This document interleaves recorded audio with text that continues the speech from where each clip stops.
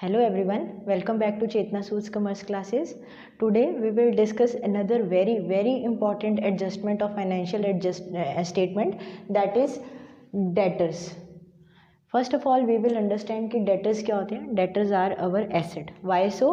क्योंकि डेटर्स वो लोग हैं जिन्हें हमने पैसा दिया हुआ है और in future they will pay us back, तो they will become our asset. तो ये तो होपफुली हमें पिछले कई लेक्चर से क्लियर है कि डेटर्स को हम कहाँ पर लेते हैं, एसेट साइड पे लेते हैं. डेटर्स बच्चों एसेट तो होता ही है और ये हमारा इंपॉर्टेंटली क्या होता है, करंट एसेट होता है. तो इसको जब भी आप मेंशन करेंगे तो आप इसको बैलेंस शीट में एसेट साइड पे मेंशन करेंगे. अब इसकी एडजस्टमेंट के रिगार्डिंग अगर बात करें तो इसकी एक इम्पॉर्टेंट एडजस्टमेंट आती है जिसमें सभी को प्रॉब्लम भी बहुत ज़्यादा आती है. That is regarding bad debt, provision for bad debt and discount on debtors. तो इसको कंसीडर करते हैं वन बाय वन. अगर सपोज़ आपको क्वेश्चन में एग्जांपल यहाँ पर मैंने एक लिया जिससे अच्छे से अंडरस्टैंड करवाऊंगी. सपोज़ आपको क्वेश्चन में दिए हुए हैं there are debtor of rupees 82,000. तो आप पहले उनको कहाँ पर मेंशन करेंगे, आप बैलेंस शीट में एसेट साइड पे मेंशन कर देंगे 82,000. डेटर्स को करंट एसेट में मैंने 82,000 मेंशन कर दिया. अब सपोज़ डेटर्स आपको 82,000 दिए हुए थे, ये आपको ट्रायल बैलेंस की फिगर गिवन थी. नेक्स्ट जो ट्रायल बैलेंस की फिगर गिवन थी वो थी ओल्ड प्रोविज़न, दैट इज़ 2500. बच्चों जब भी कोई ओल्ड प्रोविजंस दी हों, कोई बैड डेट दिए हों, प्रीवियस बैड डेट दिए हों, तो वो ओल्ड प्रोविज़न को अभी हम बाद में देखते हैं. जो ओल्ड हमें बैड डेट जो कि हमारे लॉसेस हैं हमारे रूल के अकॉर्डिंगली, तो लॉसेस हमारे P&L के डेबिट में जाएंगे. तो जो ओल्ड बैड डेट है मेरे, मैं पहले उसको ओल्ड बैड डेट को यहाँ पर मेंशन करूँगी. सपोज़ वो जो ट्रायल बैलेंस में फिगर गिवन थी that is 2000. This is hypothetical example. आप अपनी बुक का कोई भी क्वेश्चन करेंगे अगर ये अंडरस्टैंड कर लेंगे तो ईजिली हो जाएगा. तो ये जस्ट एक एग्जाम्पल है. These are trial balance figures जिनको हम आज कंसीडर करने जा रहे हैं. तो ये ट्रायल बैलेंस की फिगर्स में से मैंने डेटर्स डाल दिए 82,000. ओल्ड प्रोविज़न को अभी मैं साइड पे रखूँगी. बैड डेट्स मैंने डाल दिए क्योंकि मेरे को जितनी अंडरस्टैंडिंग है बच्चों को, जो जैसे फर्स्ट ऑफ ऑल समझ आता है कि बैड डेट लॉसेस को मैंने 2000 ओल्ड प्रोविज़न को डाल दिया. अब एडजस्टमेंट कंसीडर करते हैं. एडजस्टमेंट में क्या आता है, जैसे further bad debt 1000 and provision for bad debt 5% and discount on debtor at the rate 2% to be provided. ये आपको एडजस्टमेंट गिवन है outside your trial balance. This adjustment is given to you. आपको इसको कैसे कैलकुलेट करना है, आपको ये अच्छे से अंडरस्टैंडिंग है कि डेटर हमारे करंट एसेट बन गए.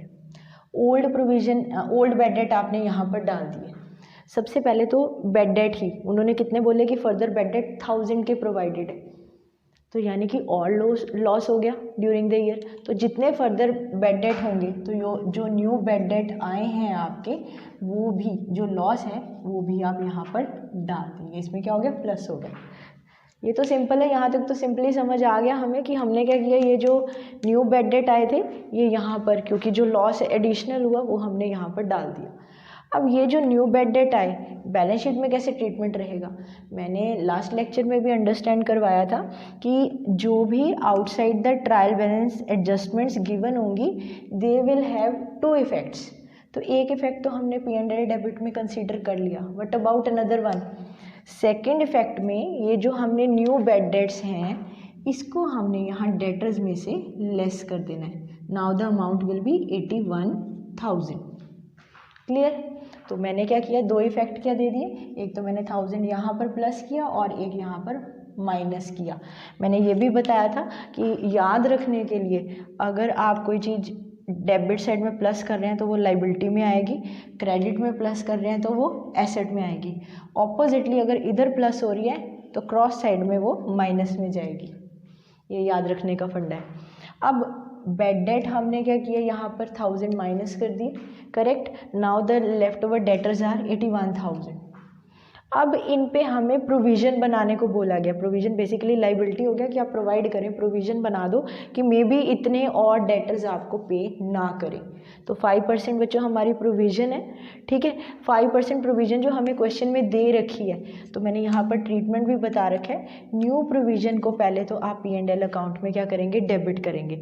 तो न्यू प्रोविज़न कैसी आएगी, ये जो डेटर्स आपने कैलकुलेट किए थे इस पे ही आप फर्दर 5% लगाएंगे. That will be your 4050। Clear. तो अब आप इसमें से ये 4050 माइनस कर दें तो ये आपके पास कुछ आ जाएगा 76950। क्लियर हो गया ये आपको। तो ये जितना भी आया माइनस करने के बाद ये आपने क्या माइनस किया, न्यू प्रोविजन। अब प्रोविजन का दूसरा ट्रीटमेंट, क्योंकि एक ट्रीटमेंट दिया एडजस्टमेंट का, एक ट्रीटमेंट यहाँ पर गया, दूसरा ट्रीटमेंट कहाँ पर जाएगा, फिर से P&L अकाउंट में जाएगा। और P&L में क्या ट्रीटमेंट होगा, न्यू प्रोविजन P&L अकाउंट में डेबिट करेंगे और ओल्ड प्रोविजन जो आपको ट्रायल बैलेंस में दी होगी वो माइनस हो जाएगी। अगर ना दी होती तो सिंपली आप न्यू प्रोविजन यहाँ पर पुट कर देते, सिंपल। तो आपकी न्यू प्रोविजन क्या है, न्यू प्रोविजन थी आपकी 4050 और ओल्ड प्रोविजन जो आपको ट्रायल बैलेंस में गिवन थी वो ओल्ड प्रोविजन कितनी थी, 2500। तो आप इसको इसमें से रिड्यूस कर देंगे, लेफ्ट ओवर अमाउंट यहाँ पर लिख देंगे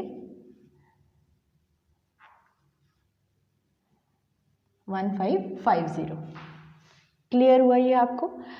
तो सिंपली अगर मेरे को पहले बेड डेट दिए हैं तो पहले सबसे पहला ट्रीटमेंट मुझे बेड डेट का करना है, क्योंकि जो एक्चुअल लॉस हो चुका है पहले उसको निकाल देंगे, फिर हम उस पर प्रोविज़न बनाएंगे कि इतना में भी हो सकता है प्रोवाइड कर दो कि इतने डेटर्स में भी फ्यूचर में पे ना करें, तो आप उसकी एक प्रोविज़न बनाएं, तो वो भी यहाँ से रिड्यूस होगी। फिर से वही फंडा लगेगा कि अगर कुछ यहाँ पर प्लस हो रहा है तो यहाँ पर माइनस हो जाएगा, तो हमने यहाँ पर उसको प्लस किया था तो यहाँ पर उसको माइनस कर दिया।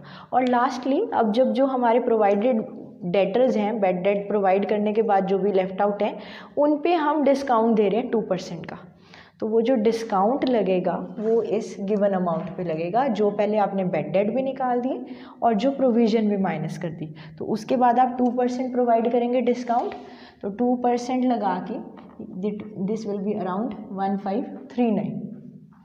और अल्टीमेटली ये जो अब अमाउंट आएगी, एग्जैक्ट अमाउंट जितनी भी आएगी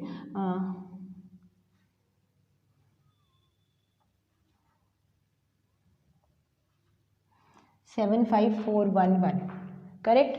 तो this amount will go to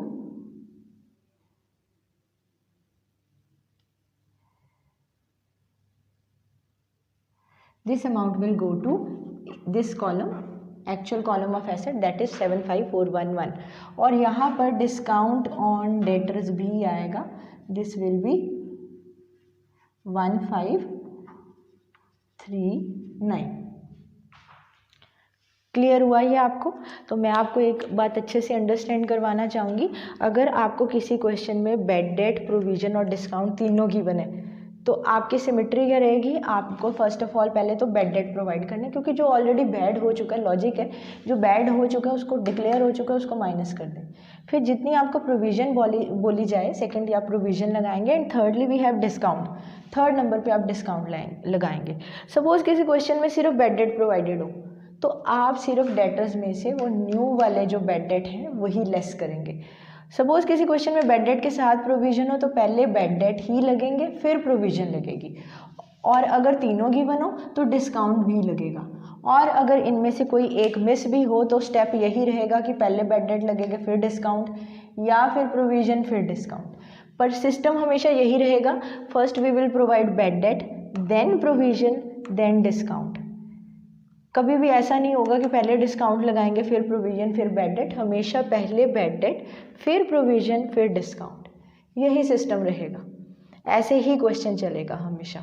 और सेकेंडली जो भी कुछ आप न्यू प्रोवाइड करेंगे, जो भी एडजस्टमेंट का पार्ट प्रोवाइड करेंगे वही सिर्फ आपके डेटर्स जो बैलेंस शीट में है उसमें से रिड्यूस होंगे, जो ओल्ड प्रोविजन है या ओल्ड बेड डेट है वो हमेशा P&L डेबिट में एज इट इज़ चले जाएंगे, ओल्ड प्रोविजन माइनस हो जाएगी। दूसरा फंडा ये भी हो सकता है आप ओल्ड प्रोविजन को क्रेडिट में भी मेंशन कर सकते हैं, न्यू प्रोविजन यहाँ पर P&L में प्लस हो जाएगी, डिस्काउंट भी प्लस हो जाएगा, न्यू बेड डेट भी प्लस हो जाएगा। तो कहने का मतलब ये है कि न्यू डिस्काउंट, जो भी new provision new bad date और डिस्काउंट आया है उसको कहाँ पर आपने ट्रीट करना है, P&L डेबिट में प्लस कर देना है जस्ट। तो इसको बड़े अच्छे से याद रखें। फिर से आई रिपीट कि डेटर्स में से हमेशा पहले बेड डेट निकालें, फिर प्रोविजन निकालें, फिर डिस्काउंट निकालें, और जो भी कुछ न्यू है, new bad debt, new provision, new discount, that will be added to P&L डेबिट। अब आप कोई भी क्वेश्चन उठाएं, कहीं भी डेटर्स की प्रोविज़न को, डिस्काउंट को ट्रीट करके देखें, सिंपली हो जाएगा। ये एक ही कॉन्सेप्ट है, ठीक है। कोई भी क्वेश्चन आएगा, किसी में सिंपली बेड डेट्स प्रोवाइडेड होंगे तो सिर्फ बेड डेट प्रोवाइड कर दें और डेटर में से रिड्यूस करें और यहाँ पे पुट कर दें। किसी में सिंपली प्रोविज़न हो सकती है तो न्यू प्रोविज़न यहाँ पर रिड्यूस करें और यहाँ पर पुट कर दें। तो ये सिंपली कोई भी एक स्टेप भी आ सकता है, तीनों भी आ सकते हैं। मैंने आपको तीनों अच्छे से अंडरस्टैंड करवा दिए, लॉजिक भी समझा दिया। डेटर्स करंट एसेट है, ओल्ड बेड डेट वो यहाँ पर आ जाएंगे क्योंकि वो ओल्ड लॉस है, न्यू लॉस होगा वो यहाँ पर रिड्यूस हो जाएगा। फिर न्यू प्रोविज़न यानी कि प्रोविज़न बना दी कि कितने डेटर्स नहीं पे कर सकते, तो वो प्रोवाइडेड जो होगा वो भी आप यहाँ पर ले देंगे। और लास्ट में वी हैव डिस्काउंट, डिस्काउंट को भी आपको ट्रीट करना सिखा दिया। आई होप डेटर्स की एडजस्टमेंट अच्छे से क्लियर होगी हो। फाइनेंशियल स्टेटमेंट में डेटर्स की एडजस्टमेंट सबसे टेक्निकल लगती है बच्चों को, और इसको जितना सिंप्लीफाई हो सकता था मैंने बना दिया। अगर समझ आ गया तो प्लीज़ क्वेश्चंस ट्राई करके देखें, और अगर आज का लेक्चर अच्छा लगे तो please like, share and subscribe करना ना भूलें। Thanks for watching Chetna suits commerce.